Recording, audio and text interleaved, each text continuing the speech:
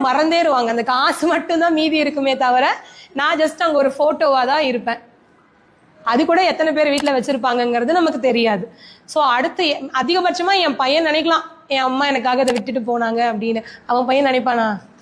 நம்ம இப்ப யாருன்னே தெரியாது. சோ அப்போ அந்த பணம் சம்பாதிக்கிறதுக்காக நம்ம இங்க பிறக்கல. பணம் சம்பாதிக்கிறது நம்மளோட தேவைக்காக. பணம் இல்லைன்னா இங்க எல்லாமே கஷ்டம், எதுவுமே நமக்கு கிடைக்காது. அந்த தேவையை பூர்த்தி செஞ்சுக்கிறதுக்காக தான் நீங்க பணம் சம்பாதிக்கிறீங்க. பட் உங்களோட ஃபர்ஸ்ட் கோல் என்னவா இருக்கணும் அப்படின்னா, நீங்க நிம்மதியா இருக்கிறது. நீங்க நிம்மதியா இல்லாம பணம் சம்பாதிச்சு பிரயோஜனமே கிடையாது. யாருக்கும் இங்க நம்ம ஒண்ணுமே விட்டுட்டு போகணுங்கிற அவசியமே இல்லை.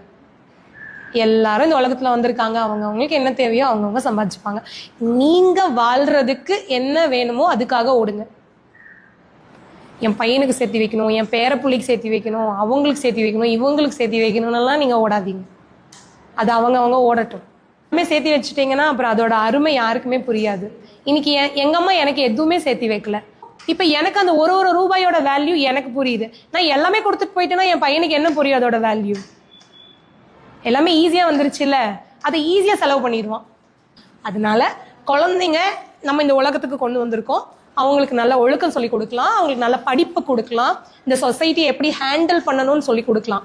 அவ்வளவுதான். அப்புறம் உங்களுக்காக நீங்க வாழுங்க.